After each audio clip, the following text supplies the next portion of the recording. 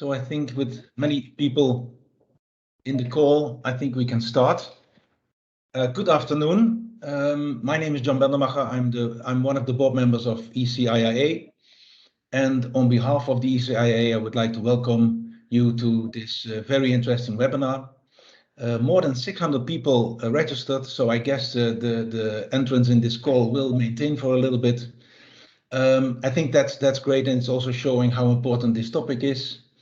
It is a short webinar of only 1 hour, in which we probably took part of your lunchtime, so I apologize for that. Well, you are allowed to eat while listening. The ECIIA is the European Confederation of Institutes of Internal Auditing, and it represents 34 national institutes from Europe and the Mediterranean basin. And as you can see on this slide, it's almost 49,000 internal auditors that are part of us, which is basically a quarter of the world population of internal auditors within the IIA. The mission of the IIA is to be the consolidated voice for internal audit throughout Europe. And the primary objective of it is further development of corporate governance and internal audit through knowledge sharing. And today we are going to do that with the paper on guidance on remote auditing for the use of internal auditors. This document has been developed by Luca Faranina, member of the Internal Audit Services of the European Commission, with the support and input from a number of his colleagues, and also with input from the ECIIA members. And that input was coordinated by Peter Hartog, the Chief Executive Officer of IIA Netherlands. So first of all, thank you, Luca and Peter, for this great initiative. And of course, also thanks to all the ones who contributed. The purpose of this new today released publication is to describe what remote auditing is, but also how to assess whether it's suitable or not, give an overview of the tools available, and also the approach for remote auditing. It describes you a number of practices that are not yet commonly used, and that comes from the learning throughout the crisis. And it also includes a number of checklists, which are very practical to use, to assess conditions for auditing remotely, to find out the appropriate communication for remote auditing with the auditees, how to organize remote auditing, and also it gives you a roadmap for implementing remote auditing. And as we all know, that some auditors love remote auditing, some hate it, some auditees love it, some hate it, and remote auditing can be very successful, and sometimes it is not. But the reality is that for the last 18 months, we were in remote auditing, so we all have a lot of experience, and we did not have a choice. And going forward, we might have a choice. More and more of us are getting back to the office, so now we have a choice. And now it's so interesting that today we can learn what is it about and how can this guidance help you to discover your new normal in an educated way. But first, we will take the temperature with a few Slido questions. So if you please could all go to slido.com and either by the QR code or with the hashtag remote auditing, make sure that you get into that system. And by the way, you can do that by your mobile or by the internet browser. So I'll just give you a few seconds to do that.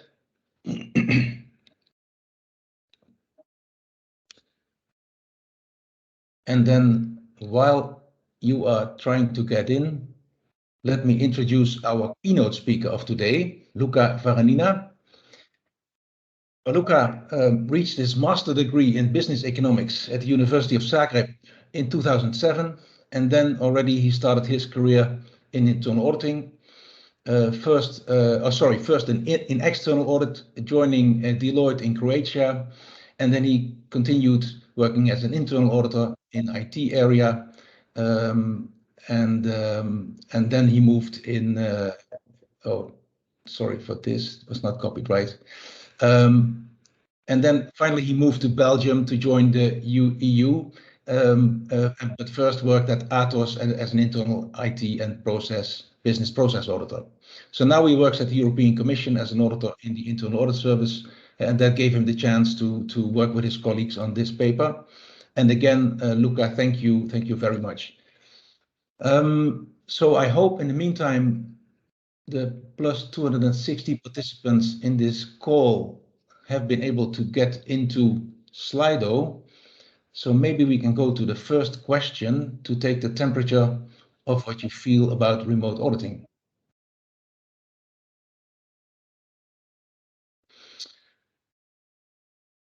Well, it says 100% as the outcome, but I don't know if you already answered this. The question at least, oh yes, there we go. The question is, in which work areas do you use remote auditing tools in your organization?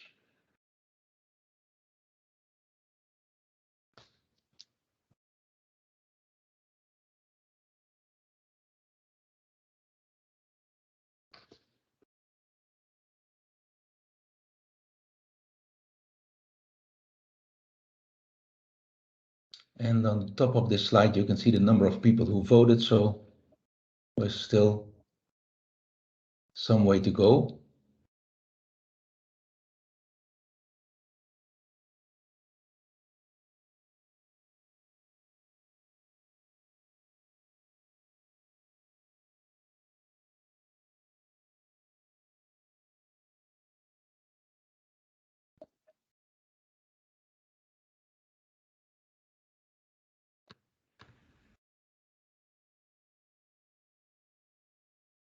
And also still some people are coming in, I see, so we might have to go back to the Slido sheet.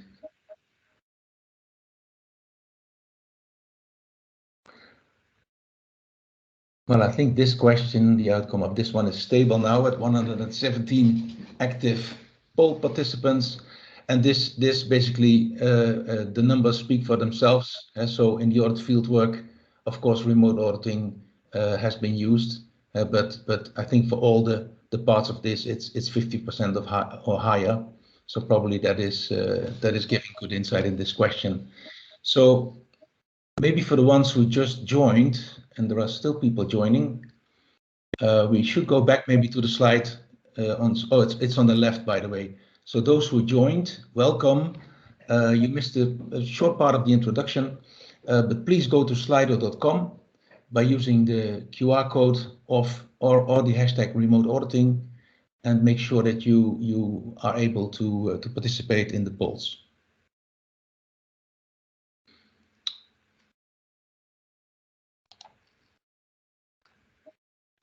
Okay, so maybe we could go to the second question now. And that's a very simple one. Is remote auditing a hype?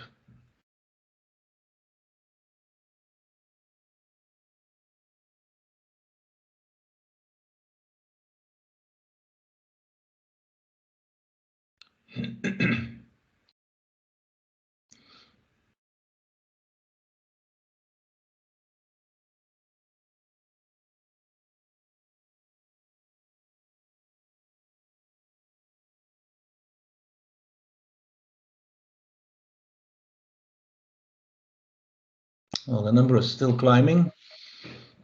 We're at 128.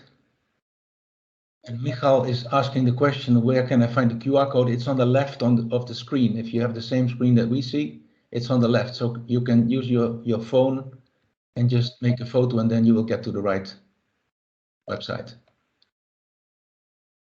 Okay, so 140 people voted for this one, and 68% of them feel that it's not a hype, but still 32% feels that it's a hype, and that's quite interesting. And maybe we can take it into Luca's comments later on, or in the debate, to see what that means. Let's go to the third question and the last question before we move to Luca. What is the biggest obstacle fully deployed remote auditing practices in today's work? So is it technology? Is it the processes, human factors, or other obstacles?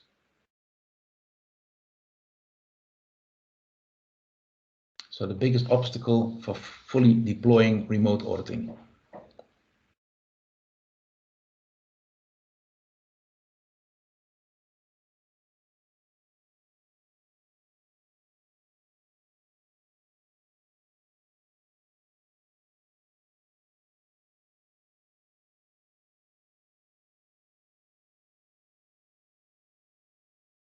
Well, the number per question, the number is increasing. We are now above the 158.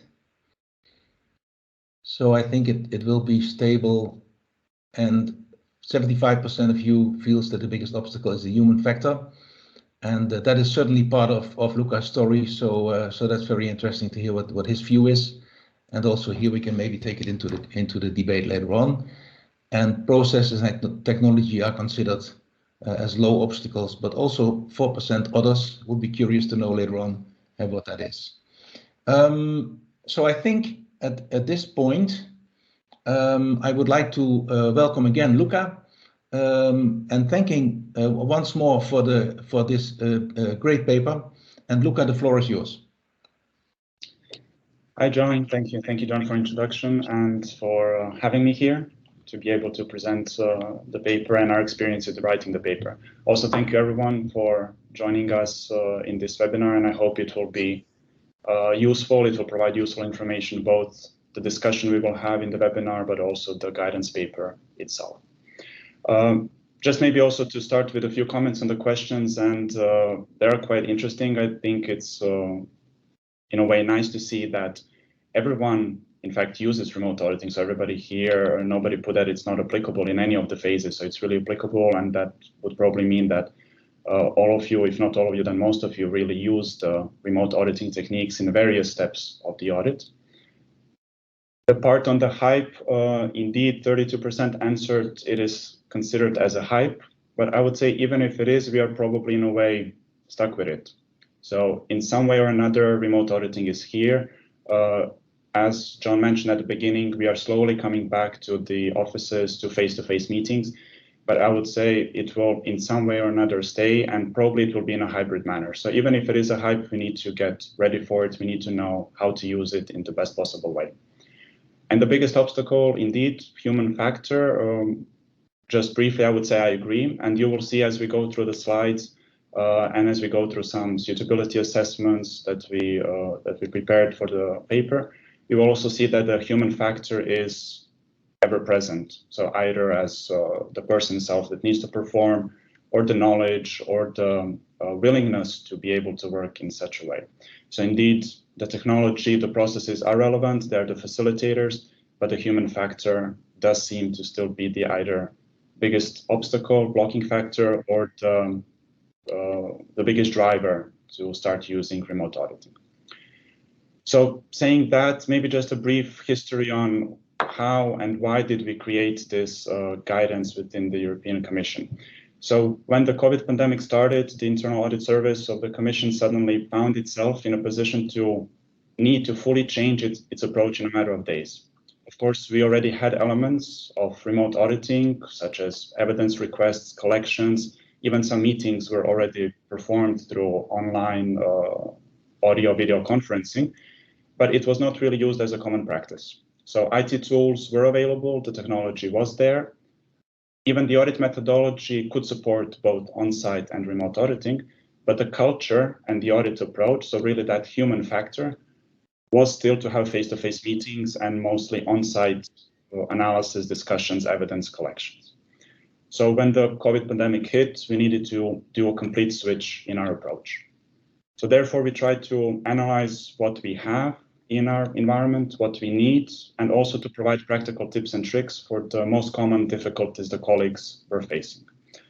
Putting all of that together, and we created this guidance paper on remote auditing for the use of internal auditors. So what will we cover in this presentation today? So there are actually different sections of the guidance paper itself. The guidance we structured in a way that it defines first what the remote auditing is and gives you the foundation to see if you have main tools to implement, facilitate remote auditing. Then if the planned audit can and should it be performed as an on-site or as a remote audit. Then are the tools suitable for the audit to be performed in a remote manner? What are the common practices, tips, and tricks to be considered in your audit approach? And throughout the entire guidance paper, risks and opportunities that we face when we try to implement remote auditing. So in the paper, these sections, we also supported by annexes, which provide checklists. We tried to make them as practical as possible. So checklists, question statements, which should help the audit team to clarify the suitability, the risks, and the approach you need to take for the remote audit. So let's start with the next slide and with the first section of the guidance paper.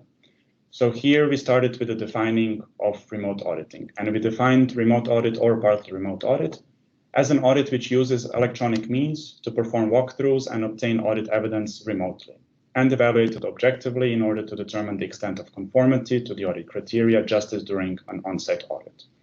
So in fact, when we read this, and in a way to also demystify remote auditing, if there's still some mystification around it, we can actually consider remote auditing the same as an on-site audit, but without physical face-to-face interaction. So everything we would do in a traditional audit, only now it is performed through a digital channel, which actually means that to be able to do a remote audit, a digital workplace needs to be in place to support the audit activities. So even before the COVID pandemic, the available IT tools were already used by a number of auditors in a number of organizations. I would even say that the majority, if not even all organizations, use a combination of on-site and remote auditing techniques. So for example, if you ever sent an email to ask for an information or document, you did part of your work in a remote way. But to fully take advantage of the remote auditing, the digital workplace really needs to be comprehensive, adaptive, and flexible to incorporate different types of users, new technologies, new audit approach, while of course at the same time continue to remain secure and reliable. So we analyzed within the Internal Audit Service of the Commission, we analyzed the technology we needed for remote auditing. And this is what you can see on the slide, some of the main elements that we looked at, and we wanted to understand if we have them available and in which way we could integrate them as part of our remote audit. So in fact, we were making sure that our entire audit process could be done in a paperless way, and also regardless of the location, we could access all of the audit documents and information. So here we talk about laptops to ensure remote secure access to the organization IT environment, so to all of the data, information, applications we need. We talk about audit management IT system, so the paperless audit workflow process, electronic audit project, also for the follow-up management of the recommendations. Then we talk about electronic signature for digital issuing of key audit documents and reports. Of course, online conferencing, communication, collaboration tools, still respecting security, confidentiality, and privacy, and access to the auditees, IT tools, and digital data if you want to make a step further, and start employing data analytics, process mining, so any of the emerging technologies on a full population of data from the auditee and the scope of the audit. Now, what is just important to mention here is that this technology and these tools are just a facilitator. And even though it is a key element of remote auditing, it does not really guarantee that your audit will be done in a remote way, or that the remote audits will be performed efficiently and successfully. Which then brings us to the actual assessment of the remote audit. So are the audits that we're performing, are they suitable to be performed in a remote way? So not really all audits are equally well suited to be performed remotely. So for example, an audit on a business process may be a better candidate than a review of physical security controls. So business process audit consists primarily of documentation review, data analysis, whereas the physical security controls might not need only testing of controls on site, but also the presence of an auditor to really get a sense of a larger security environment and to really go through the space that we are auditing. So before deciding to conduct an audit remotely instead of on site, the auditor should be satisfied beyond any doubts that the audit objectives can be met and that the high risks identified at the planning stage are covered. And even if the results of your suitability analysis show that the audit should not be done fully remotely, we still have situations such as we had in the COVID pandemic or various safety measures, which may request the audit to be performed remotely. And that may be the only possible way to perform the audit. So using this suitability analysis, you would already be aware of potential risks in reaching your audit objectives, and you could modify the audit approach to limit the risks. So the sustainability analysis itself covers a number of criteria, such as we can see on the bottom of the slide. So we group them in 3 different groups: audit objectives, operational aspects, environmental sustainability. And each of them have a number of criteria.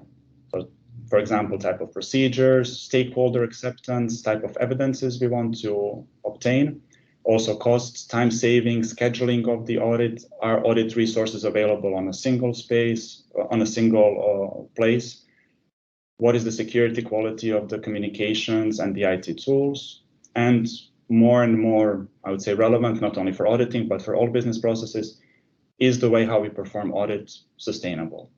Is it environmentally friendly? So for this audit suitability analysis, we prepared an annex. And in the annex, for each of the criteria, we added a number of statements which were reflecting on-site and remote considerations, which should be assessed and considered by the audit team. So these are just the screenshots from the guidance paper. Since we have a lot of them, I will not go one by one. I invite you to go through the guidance paper and have a look at them. But you can see that each of the criteria mentioned on the previous slides, we have a box for an on-site, we have a box for remote with the statements inside. And the statements may not all be relevant or suitable for your audit, but we try to keep them as exhaustive as possible to provide discussion ideas and possible impact on your audit. Of course, it is still on the audit team and on the management to decide which ones will apply and what will be the result of the suitability analysis. So once you finish the audit suitability analysis, so the general analysis of whether the audit could be performed in a remote way, jointly, even maybe in parallel, you would need to think, are the ICT tools available, mature enough, are they adequate for you to be supported in such an audit?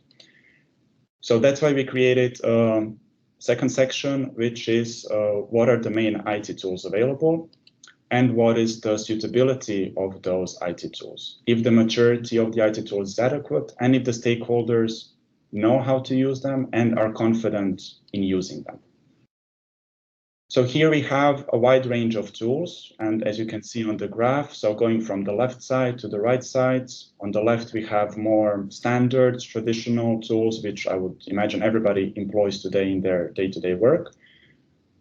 When going more to the right side, it's the tools and the technologies which, if they're being used, then the audit is most likely predominantly remote. Most of us are probably in some sort of a hybrid approach and using a bit more the tools from the left and a bit more tools from the right. What is interesting here that even if for example, what we put here in the advanced communication tools, the audio video conferencing with screen sharing possibilities, it seems quite already a standard traditional technology in today's time. But even these functionalities could prove challenging or may not be used in the most efficient way by everyone. And of course, if we even go all the way to the right, live streaming, virtual tools, tours, mixed reality, we have probably seen even less in day-to-day use for the remote audit. But all of these technologies, they have a place in our audit techniques, depending, of course, on what is your audit topic and what is being audited. What is important to note here is make sure that any remote auditing tools that you use, try to test and try to make sure that the tools will actually support you in your audit.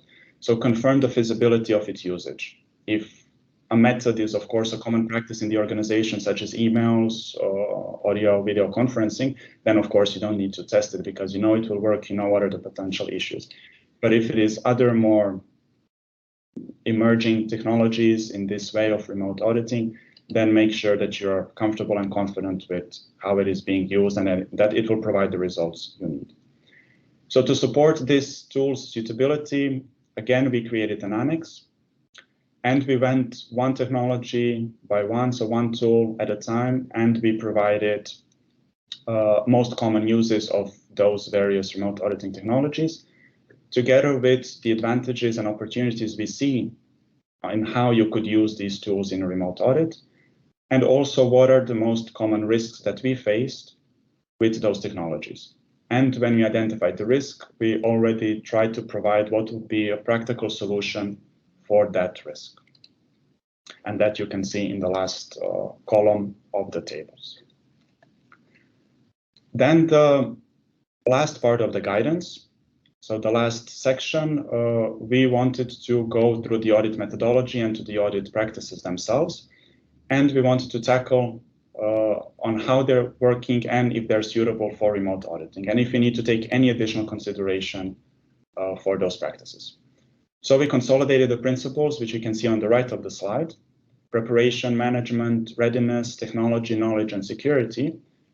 And we consider that all of them need to be taken into account through the audit process. So specifically, in the preparation phase, to assess remote audit suitability. So the first two annexes that we were talking about, the audit suitability, the technology tools suitability. Then to manage the stakeholders and to manage the approach with an agreed communication and testing techniques. Then we need to ensure that both the auditor and the auditee are willing to use and are confident with remote audits and the related ICT tools. Of course, the technology needs to be available. We need to have it, needs to be mature enough. But also the knowledge on how to use the technology and run the remote audit needs to be gathered by the auditors. And at all of these steps, the security privacy rules need to be respected. So just now going back to one of the questions in the slide, though, actually here, when we think about it, management, readiness, knowledge are very much human factors. So indeed, wherever we are in applying these principles to remote auditing, the human factor does seem to be ever present and one of the most critical ones. For us, when we did this analysis and when we went through the audit methodology, the most surprising conclusion was that the audit process itself is quite agnostic to whether you're doing an audit remotely or on-site. So the same principles apply. And on top of that, we realized that the IT tools are available. We had them in place, we could use them. The audit methodology may need minor or almost no tweaks in the steps and the documents that we are preparing and creating throughout the audit process. And actually the largest switch needed was in our culture, so in that human approach. I still remember when I was discussing with the audit teams in 2020, just when the pandemic started, and we needed from one week to the other switch to remote auditing, that how the teams were saying it's impossible to do a risk assessment, a proper risk assessment for the audit plan, or do a full audit field work fully remotely. So the concerns were in organizing meetings, collecting relevant information, having agility to collect that additional information, just go from office to the office, go to the managers, go to different auditees, and ask questions that you needed. But eventually, as that was the only way to perform the audit in the last year and a half, we needed to go remotely, and we managed, and I would even say with satisfactory outcomes. What is now the challenge is that we are in a way facing a reverse channel challenge, because now we are going from remote to back on-site or to hybrid approach. And that is actually indeed how to incorporate everything we learned and not just fall back to all our old practices, but to really try to find an efficient and effective hybrid approach which we can use in the long term. So to really identify the best qualities of both on-site and remote auditing and see how to merge it all together. So for the practices itself, so going really through different steps of the audit process, we also created an annex, and that annex on the next slide supports us in all of the steps of the audit process. So we went through planning the audit, conducting the audit, preliminary survey scoping, fieldwork, validation, and also audit reporting and follow-up. We also added 2 additional sections, and that is on planning meetings and conducting meetings, because actually through meetings, we need to employ, we exchange information, we have meetings through all of these steps, through all of these audit phases. So we consider it also relevant enough to make separate sections on what is the best way, what are the best practices in planning meetings and conducting meetings. So this section and this annex, the last annex, should really act as a guidance on how to organize the audit and how to communicate with the auditee while auditing remotely. As it is written, it also provides solutions, ideas for some of the additional practical difficulties you may encounter on top of the difficulties with the tools, with the technology that is explained in the previous annex. So this was the last section of the guidance paper. So I would stop here with the presentation on the guidance paper itself, and I would move on the last part which we had in the agenda, that is the risks and opportunities. So as I mentioned before, the risks and opportunities are really spread out through the entire guidance paper. So for the webinar today, we try to consolidate them in this one slide, and which you can see now on the screen. So the areas which we mostly encounter the risks and opportunities are really in the stakeholders relationships, the auditor, auditee, the human factor. The audit type, is the audit feasible, suitable for a remote way of working? Interviews, being performed online, of course, in the remote way. Access to the IT systems, to the digital evidences. Time, scheduling, and costs of an audit. Job attractiveness, and environmental considerations, so sustainability of the audit processes.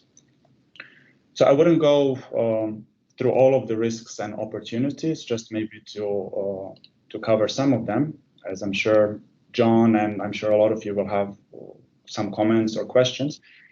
But just because the risks column seems a bit more populated than the opportunity doesn't mean that the remote audit by itself is in that way a worse option.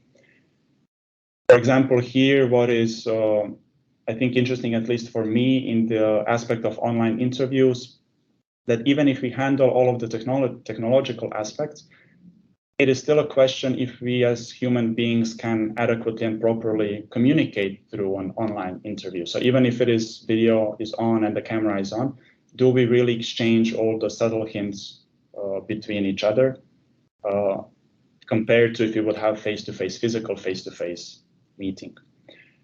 And also another interesting point that we still don't really have a clear visibility on is regarding the time scheduling of the audit. So the cost in sense of time that we are adding to the audit. Since in remote auditing way of working, it seems that we are trying to multitask more and more. So we are trying to handle more audits at the same time, since we are not traveling to the location and we are not focused on a single audit. Now, does that bring us savings because we are handling more projects at the same time? Or does it inherently increase the time needed to cover one project because we are no longer focused on a single topic, but we are focused on multiple topics at the same time? So maybe the budget itself spent will be less, but the calendar timing will be more to complete the project. And that is still actually not really even clear for us when we look at 1.5 years later. Is this a positive or a negative point? So I would also be interested to hear what are different opinions on this point. And I would say I would finish here with the environmental and the sustainability, which probably here the opportunity is much bigger. If we are still able to achieve all the audit objectives, the limitation of traveling, the limitation of having the missions and trips to the audit, to the auditee, will for sure reduce the greenhouse gas emissions. So since this is increasingly becoming a relevant topic in all of the business processes, probably this is one of the points where remote auditing has a much more significant advantage than a risk. So I would stop here. I hope it was interesting to everyone. And I also need to take a sip of water. So I would invite John to maybe share his thoughts and comments a bit, and we can start the debate.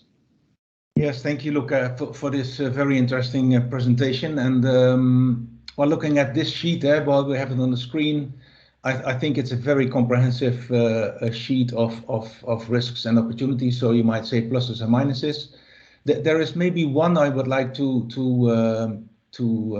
talk about, and that's maybe it's in your first one, the stakeholder relationship. But if I would be able to add one to your list of risks, I would also add the risk of effectiveness of the audit, because it's maybe in the rapport building and in observations and informal discussion. But what I really feel that is missing in the remote auditing situation is the small talk in the elevator, going together to a meeting room, the talk at the coffee machine, but also the chat after the meeting, where people may come back on what they said in the meeting and give you some soft signals of things that are happening that are concerning them or worrying them. So that's something that I really miss in the remote auditing, and I think it might hit the effectiveness sometimes of what we do. And certainly, if you look at auditing culture and behavior, in which it's well almost imperative to have a view on, let's say, the non-verbal communication and the way people behave. So I think it's now, after 18 months, many of the authors are still building on the relationship they had with people before COVID started. But I see, for instance, in my division where we had 25% new staff because of additions, and those people don't have any relationship with people in the company and really have to build it on screen. So I also feel very strong about staff being able to kind of read the auditee while the auditee is on the screen in virtual meetings. So we had a training done on that online, in which we were trained in well, how to behave ourselves, how to sit in the meetings, and how to use your hands and your face, but also to read the auditee's face and posture and the way he is communicating with us. And also what we learned is that we have to demand them to put their video on, because without the video we don't feel that there's good rapport possibility.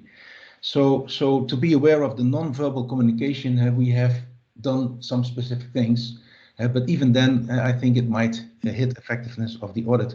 So maybe before we go to you on your view, we could have another Slido on this, maybe.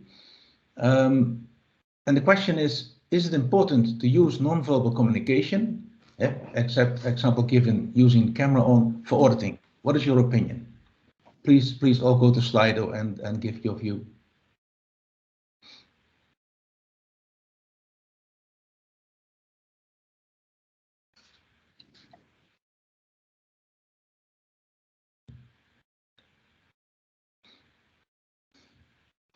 Well, at least the no voters are slower than the yes voters, so, but it's good to think about. I will share a few thoughts, but at least it seems on the current percentage that the majority of the participants will not agree with me, so I will try to present and debate for the no's. But of course, the situation always depends on a person, on an audit, and on everything. But let's wait for the poll to finish. Yeah, in the meantime, we have plus 299 people in the call. So if everybody would be on Slido, we would be on 50% now. But probably not everybody took the effort or didn't succeed. So maybe just while we are, I think it's quite stable now, Luca. So go ahead. So maybe first to touch on your comment on the audit effectiveness and that small talk and the informal discussions.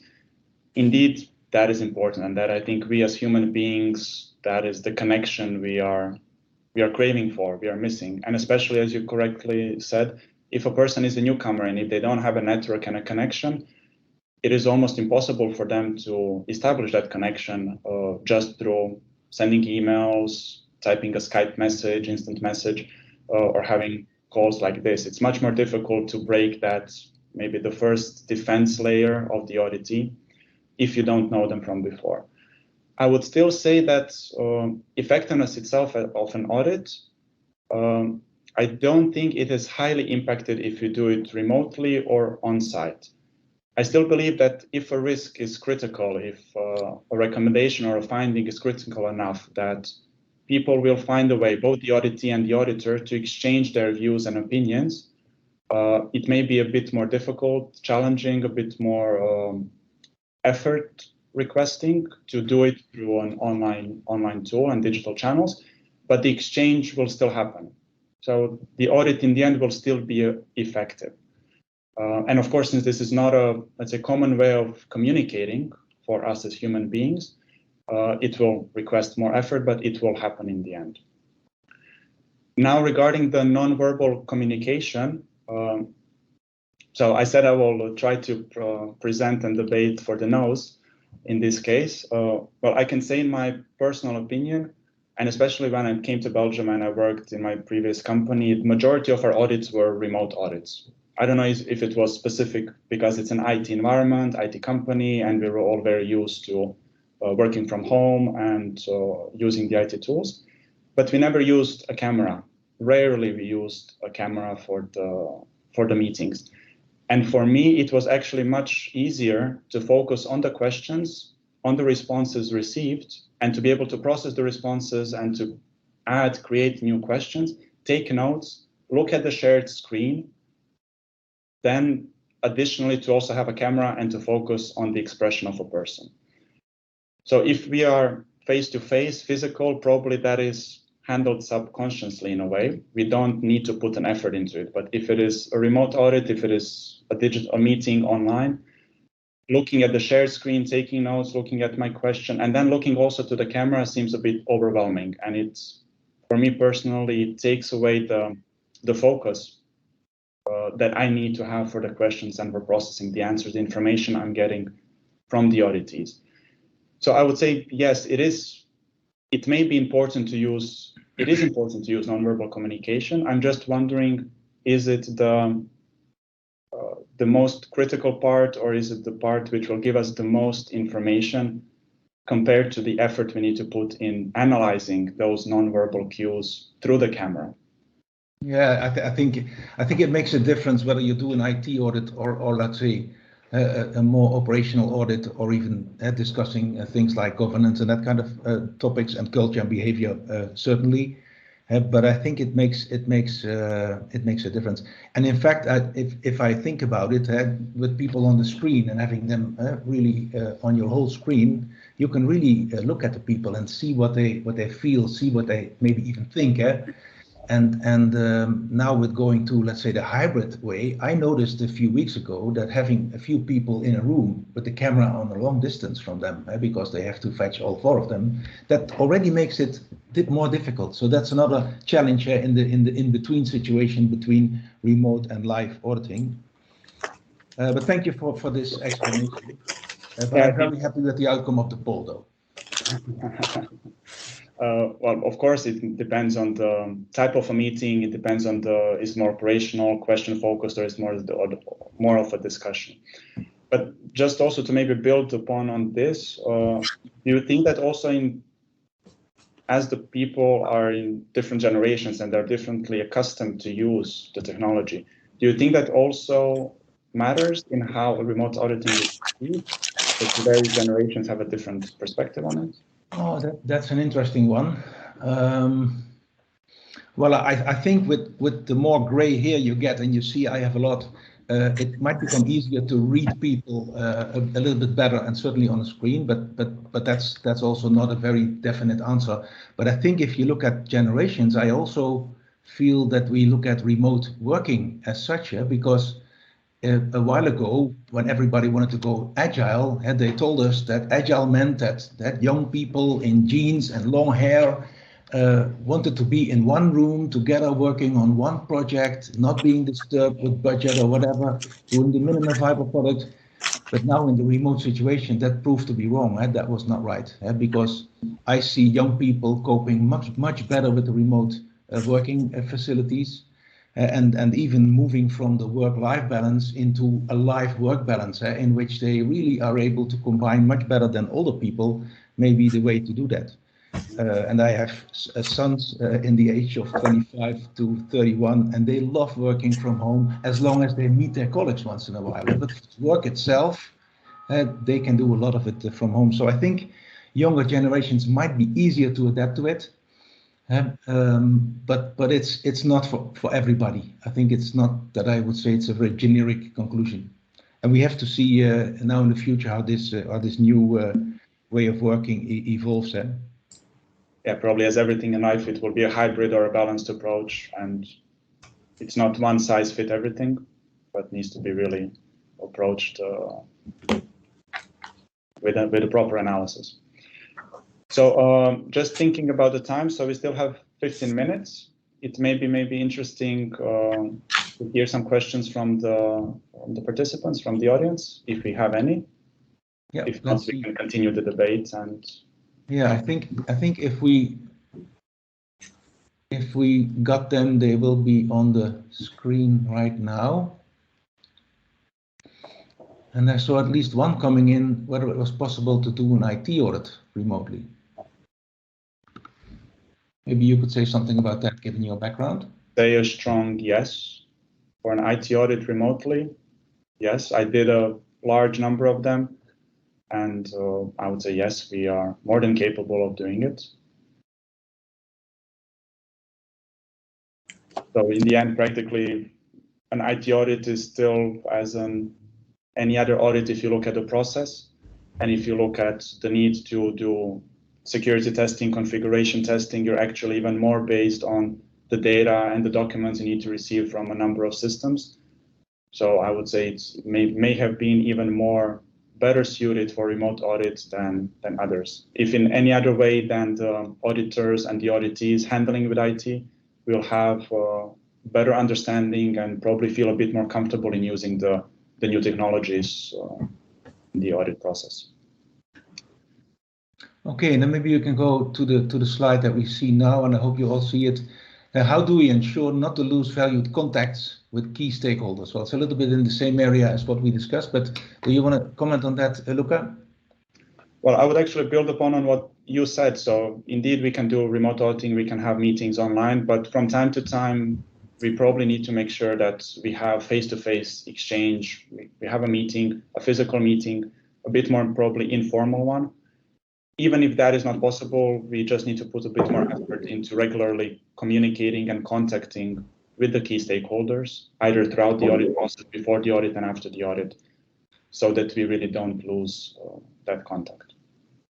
Yeah, and I think it's also fair to say that with the pluses and the minuses and the conditions that you need to have, there is a lot of room still to meet your key stakeholders in person. So it's not a black and white situation. And on the second question, what is the impact of the green objectives on remote auditing? And you might even say, what is the impact of the cost saving that now the company maybe is getting used to and wants to maintain? What is your idea on that? So I think we cannot avoid talking about sustainability and green objectives anymore. So we need to take it into account. So I would say, of course, still remote auditing itself needs to reach its objective of identifying risks, findings, proposing recommendations, improvements in efficiency and effectiveness of the processes. So probably sustainability is not the key objective of audit or of remote auditing. But since we have a possibility to perform an audit in a remote way, even if in the future it will be a hybrid approach, we should take into account the sustainability factor, so the green objectives, and incorporate it as part of the decision making, whether an audit should be done in a remote or on-site way. If we are sure that we will reach the same quality or adequate level of quality through a remote audit, then why not do it in a remote way and additionally help the sustainability aspect? Okay. Well, I think the questions are getting quite interesting. So let's go to the first one on the screen now. And that is about whether you recommend to first agree with the auditee on the elements and the parts of the audit that can be done remotely.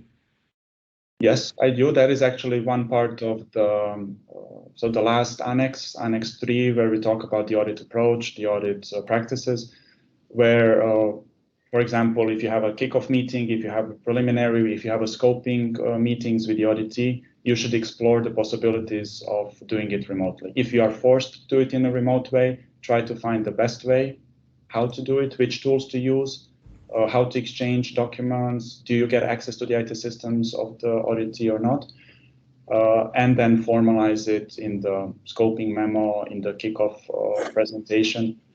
But for sure, there needs to be an agreement on what will be our methodological approach in performing the audit. Okay, thank you. And the next one is, do you have experience with indicated fraud in remote audit? How to deal with it? Yes. That is a difficult one, probably quite specific to fraud examiners. Probably there it would go more into the aspect of non-verbal cues. And I'm wondering then how really to handle that in remote audit. I personally do not have experience.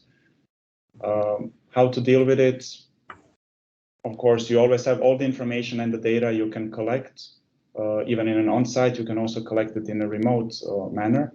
But probably here the biggest challenge is this non-verbal cues, the meetings, the interviews that you need to hold, that you need to keep with the auditees, and get. I think John, you mentioned to get those soft cues from the person you're talking to, in which direction to go, or maybe a small hint, a soft hint, if there is a fraud or not.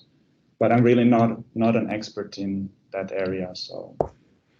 Yeah, I think doing a fraud investigation remotely is probably quite difficult, although there's a lot of paper investigation as well. But doing hearings or things like that, you probably want to see the people, whether they start sweating at some point or getting a red neck, and then that shows probably a little bit where you have to touch further on. But and also the what I read in one of well, I don't know where, but the deep fake risk that you also have with blockchains, the documents uploaded that are fake, and that is also already seen in remote auditing. When evidence was asked, then the evidence was changed, and that's of course more difficult if you take it yourself from another location. Indeed, that is one of the risks where we say also, even if you have, let's say, real-time video or live streaming, are you actually sure that you're watching at the place or at the documents that you need to be watching, that you requested? So indeed, that is a real risk there. Yeah. The next one is also a very good question. When recording online interviews, with permission, of course, can the interview be considered as significant evidence? I would say yes. We often have an idea or an approach, especially if an interview is explaining the business process. So we have a walkthrough of a process. There's screen sharing, and the auditee is explaining the key controls and how the process should be working. And we agree to record it because afterwards it will be easier for us to analyze the process if we need to go back to it. So I would say it is just another way of providing information. Either you have meeting minutes, which you share and exchange with the auditee after the meeting, or you have the recording of an interview.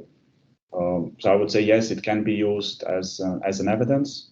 And then as any other conclusion, it will need to go through the process of validation with various steps of the auditee. Yeah. So I propose that we do 2 additional questions, and then you maybe go to your summary slide, Luca, if that's okay with you, before wrapping up. So maybe the one about what is your experience in terms of audit timing versus budget in remote auditing, because that's already touching also on efficiency of auditing. Eh? Sure. So it was mentioned, and I did talk about it a bit in the risk slide. And indeed, it is still, at least here in the Commission, we still don't have a clear picture whether the audits are more efficient or less efficient in the sense of time when we do it remotely. From my personal experience, and probably that also depends on your personal affinities, and do you prefer working more remotely, digital channels, or face-to-face, I am able to multitask and to jump from one meeting to another meeting, from one topic to another topic much faster if I do it in a remote way than if I need to go physically to a meeting or to another location for a number of days. So I would say in sense of budget, so time budget, it should be less if we are able and capable to organize and properly multitask. If the question here was financial budget, I think remote auditing is always cheaper because then you just avoid the cost of traveling. And in the term of audit timing, so it may, because of the multitasking, it may last longer, but it is also easier to approach and to schedule meetings than if it's face-to-face. People are much more willing to dedicate half an hour, 15 minutes, 40, 45 minutes for a meeting if they have a spot in their calendar. than to if you would request an official, let's say, face-to-face meeting, physical meeting with them. So it's really, this is really based on different experiences, different affinities of people, if this is a plus or a minus thing in remote auditing.